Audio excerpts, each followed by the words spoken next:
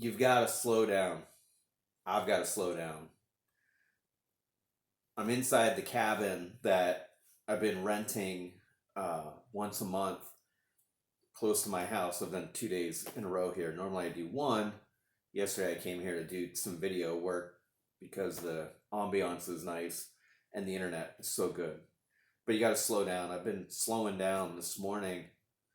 I've been listening to Cal Newport's new book, A World Without Email, and sitting in the corner of this quiet place, not at home. I love my family. I love my house. Love my dogs. Love the farm. But I'm pretty kind of distracted when I'm there.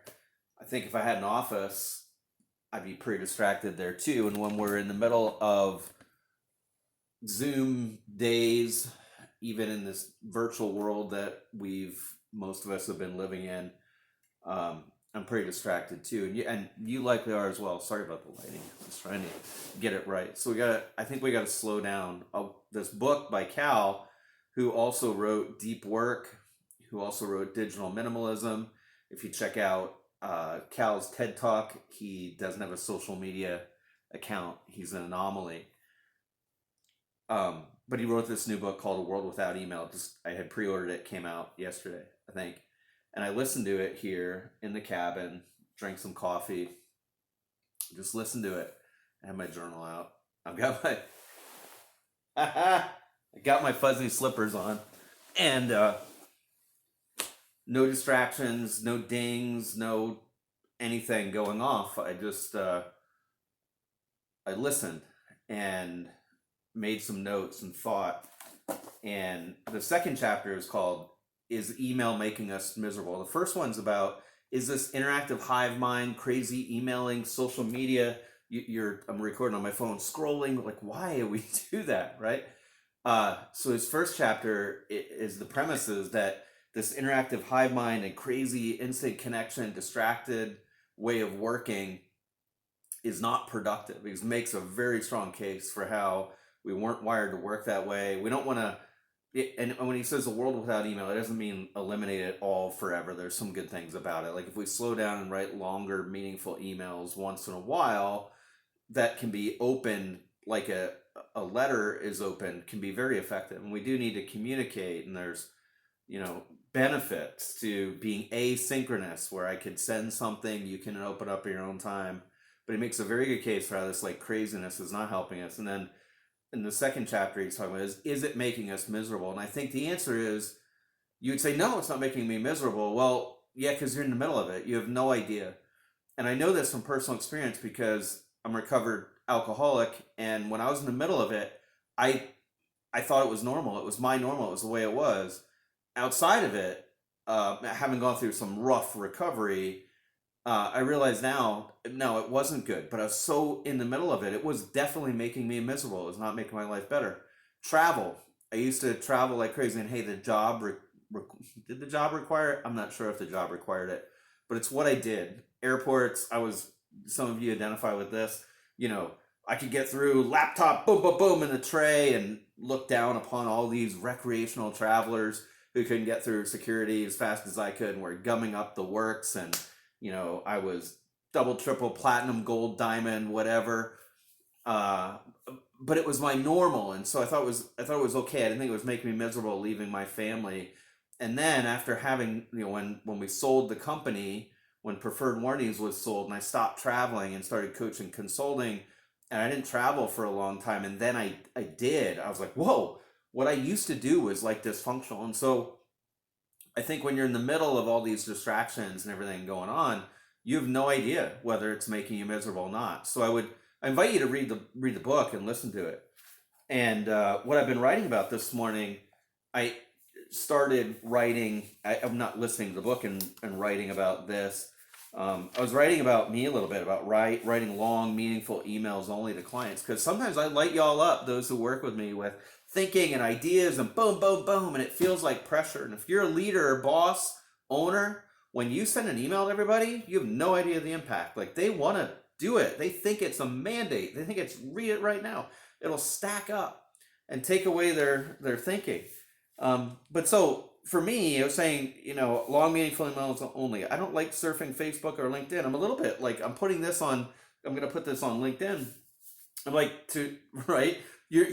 I hope you slow down. I hope it's beneficial. I hope somebody has watched it. But really, like, what are we scrolling for sometimes? I don't, it's just a habit when we get into it. Um, yeah, so I wrote, why do people spend so much time plugged in and scrolling? Is it making us miserable? Is it making me miserable? Miserable, maybe not, but um, effective, yeah, I don't think so. Missing out on real life, like sitting here and looking at the snow, yeah, I think so. Now, I love working. So, like, we had the farm and we'd process chickens, harvest chickens and turkeys. It takes work to get that done, right? So it's not like, hey, let's go sit in a cabin all the time and relax, kumbaya, and read a book. Working is good. Thomas and I building a bridge, the farm is good. Farming, getting shit done is good. Going on a hike, going on a run, it's good. I love doing that. And when I'm in it, when we were farming and we had 200 crated chickens, sorry chicken, and we had those set up and ready to go, and I lined people out in their stations. Thank you everybody who used to come and do that work. Like, we were in it, you had to get it done, and I was really proud of how fast I can gut a chicken. That's working and that's good. But being frantic about email, I don't think so. So I wrote about me, and then I wrote about some clients of mine.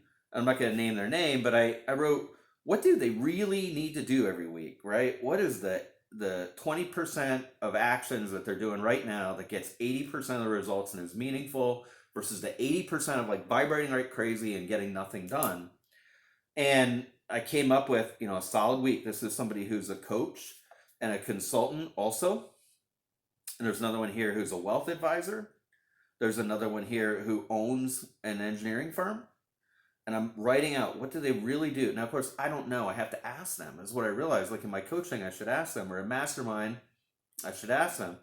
But a solid week for one of these people. Write something and do a video that are both meaningful, thought out, and maybe a little bit long, not brief Twitter type, but write something meaningful or do a video for prospects and clients alike that is in service to them.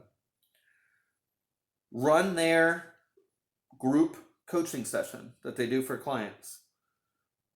Have one-on-one coaching calls with both clients and prospects to serve them. Create a little chunk of coaching content. Study and learn something. Make 5 meaningful connections with prospects. Meditate on being a badass coach and pushing through their mindset blocks. Sit and meditate. Meet with their team to get clear on what everybody's doing and where they're stuck. Like, that's about it. Those are the meaningful things. And I think there's so much we're doing that's like vibrating all over the place. Blah, blah, blah, blah, blah, blah. And it's really hard to sit and listen to a book like Cal Newport's. Probably, I don't even know if anybody made it to this point. It's hard to sit and listen and really concentrate on a video like this without being distracted. It's hard for me to be on my mastermind call with my guys that I'm a member of, led by Aaron Walker. I'm in Iron Sharpens Iron Mastermind. It's hard to be on that with those guys without being distracted for an hour every week. But it's good for me, and I know it. And I'm not like, I realize, just to be 100% transparent, I've had times where I've checked emails in the background, and I want to work on that because I don't think it's helpful. I think I want to get deeper. I think we need it when we're working and we have a task. Boom, let's do it.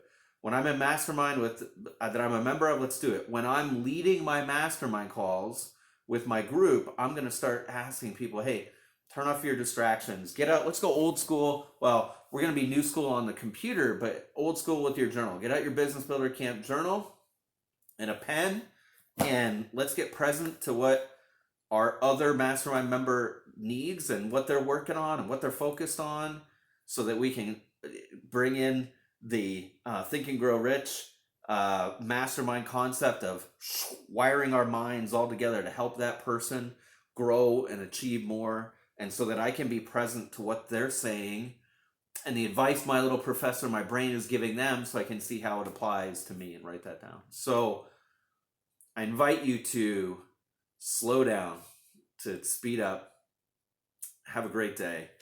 If you can get a day in a cabin like this and really get some time to think, it'll make things more clear. Here's to you and your business and life and all that you're creating in the world.